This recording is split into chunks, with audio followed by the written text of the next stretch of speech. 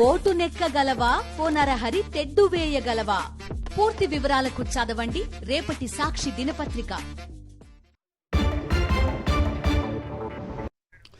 Right, Delhi liquor కేసులో కవితకు bail మంజూరైంది. ఈరోజు సాయంత్రం ఆమె బయటకు వచ్చే అవకాశం ఉన్నట్టుగా చూస్తున్నాం. మరిన్ని ఇన్పుట్స్ మా కరెస్పాండెంట్ వెంకటేష్ ఇస్తారు ఢిల్లీ నుంచి. వెంకటేష్, చెప్పండి, బీఆర్ఎస్ శ్రేణులకు నిజంగా గుడ్ న్యూస్, వాళ్ళ కుటుంబ సభ్యులకు కూడా అని చెప్పొచ్చాము. కవిత ఇవాళ సాయంత్రం బయటకు వచ్చే అవకాశం ఉంటుందా? ప్రొసీజర్ ఇంకా టైం పడుతుందా? What is the process? ఈ సాయంత్రం కల్లా కవితను బయటకు తీసుకొచ్చేందుకు బీఆర్ఎస్ శ్రేణులంతా ప్రయత్నం చేస్తున్నారు. ఇప్పటికీ ఆమె సోదరుడు కేటీఆర్, హరీష్ రావు ఇద్దరు కూడా సుప్రీంకోర్టులోనే ఉన్నారు. సో ఆ బెయిల్ సంబంధించినటువంటి ఆర్డర్ కాపీస్ తీసుకున్న తర్వాత వాళ్ళు జైలుకి వెళ్లాల్సి ఉంటుంది. సో ఆ ప్రొసీజర్ పూర్తయ్యేందుకు కొంత సమయం పట్టేటువంటి అవకాశం ఉంది. సో సాయంత్రం కల్లా ఆమెను బయటకు తీసుకొచ్చేందుకు ప్రయత్నాలు కొనసాగిస్తున్నటువంటి సందర్భం మనం చూస్తున్నాం. ఇంకోవైపు కవితకు మొత్తం ఇటు రెండు కేసుల్లో కూడా ఊరట దక్కింది. సిబిఐ, ఈడీ రెండు కేసుల్లో బెయిల్ ఇస్తూ సర్వోన్నత న్యాయస్థానం నిర్ణయం తీసుకుంది. దాదాపు 5 నెలల నుంచి ఆమె జైల్లో ఉన్నారు. సో మొత్తానికి ఈ కేసుకు సంబంధించి మొదటి నుంచి మనం చెప్తాం 3 అంశాల ఆధారంగా ఆమెకు ఈ రోజు బెయిల్ మంజూరైంది. ఒకటి, ఈ కేసుకు సంబంధించినటువంటి ఇన్వెస్టిగేషన్ కంప్లీట్ అయింది. రెండోది, కేసులో ఉన్నటువంటి విచారించాల్సినటువంటి సాక్షుల సంఖ్య కూడా చాలా ఎక్కువగా ఉంది. దాదాపు 450 మందికి పైగా సాక్షులు ఉన్నారు. సో వీరందరికీ విచారణ జరిపేందుకు సమయం పడుతుంది. అలాగే ఈ ట్రయల్ కూడా పూర్తయ్యేందుకు చాలా సమయం పట్టేటువంటి అవకాశం ఉంది. సో ఈ నేపథ్యంలోనే సుప్రీంకోర్టు ఈ కవితను ఇంకా జైల్లో ఉండాల్సినటువంటి అవసరం లేదని పేర్కొంటూ ఈ రోజు సుప్రీంకోర్టు ఆమెకు బెయిల్ ఇస్తూ నిర్ణయం తీసుకుంది. హరి,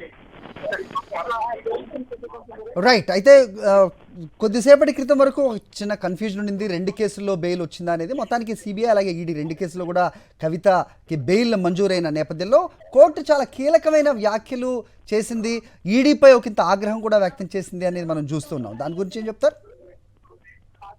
ఖచ్చితంగా ఈ 2 కేసుల్లో కూడా విచారణ జరుగుతున్నటువంటి సమయంలో సుప్రీంకోర్టు న్యాయమూర్తి జస్టిస్ బిఆర్ గవాయ్ కొన్ని కీలక వ్యాఖ్యలు చేశారు. ఈ మొత్తం దర్యాప్తు జరుపుతున్నటువంటి దర్యాప్తు సంస్థల పనితీరు పైన కూడా ఆయన తీవ్రమైనటువంటి ఒక ఆగ్రహం వ్యక్తం చేశారు. ఒక ఇంపార్షియల్ గా విచారణ జరుగుతుందా లేదా అనేటువంటి ఒక అనుమానం ఆయన వ్యక్తం చేశారు.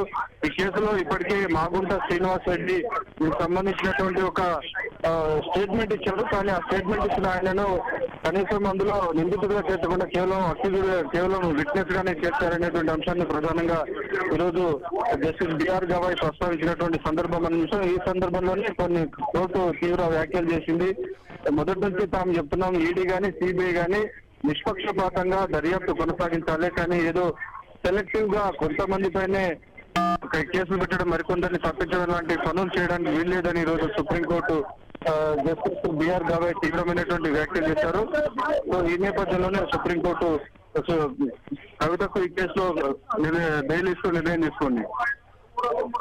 రైట్, మామూలుగా ప్రొసీజర్ ఉంటుంది కదా వెంకటేష్. సో సాయంత్రం కల్లా 5 అంటే కోర్టు సమయం ఇంకా జైలు సమయం ఇంకా ఉంది కాబట్టి, సాయంత్రం ఇంకా అవ్వలేదు కాబట్టి ఇవాళే బయటకు వచ్చే అంశాన్ని ఏమన్నా పరిశీలిస్తున్నారా? క్లారిటీ ఎప్పటికల్లా వచ్చే అవకాశం ఉంటుంది?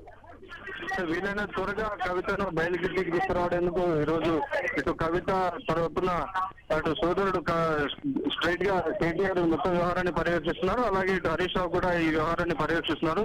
వారంతా కోర్టు నుంచి ఆ ఉత్తర్వులు తీసుకొని తిహార్ జైలుకి వెళ్లాల్సి ఉంటుంది. కాబట్టి సాయంత్రం కల్లా ఈ కేసుకు సంబంధించినటువంటి డెఫినెట్ గా ఈ కేసుకు సంబంధించినటువంటి నిర్ణయం ఉత్తర్వులన్నింటినీ కూడా 5 లోపల అక్కడ సమర్పించాల్సి ఉంటుంది. ఒకవేళ అది కనుక ఈరోజు సాధ్యం కాకపోతే రేపు ఉదయం కవిత బయటకు వచ్చేటువంటి అవకాశం ఉంటుంది. Hari, alright Venkatesh.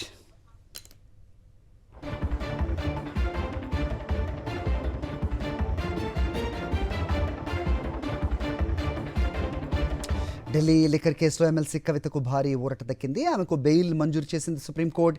ED CBI కేసుల్లో బెయిల్ ఇచ్చింది సుప్రీం ధర్మాసనం. దీంతో 153 రోజుల తర్వాత జైలు నుంచి బయటకు రానున్నారు కవిత. బెయిల్ పిటిషన్పై సుప్రీంకోర్టులో వాడివేడి వాదనలు జరిగాయి. కవితకు బెయిల్ ఇవ్వవద్దని బలంగా వాదనలు వినిపించారు ఈడీ సిబిఐ తరపు న్యాయవాదులు. లిక్కర్ కేసుకు సంబంధించి ఆర్థిక లావాదేవీల్లో ఆమెకు కీలక పాత్ర ఉందని, ఆధారాలు ధ్వంసం చేశారని వాదించారు. అటు కవిత తరపున ప్రముఖ న్యాయవాది ముకుల్ రోహత్గి ధీటుగా వాదనలు వినిపించారు. సిసోడియాకు ఇచ్చినట్లే కవితకు బెయిల్ ఇవ్వాలని కోరారు. ఇరుపక్షాల వాదనలు విన్న సుప్రీంకోర్టు కవితకు బెయిల్ మంజూరు చేస్తూ తీర్పు వెలువరించింది.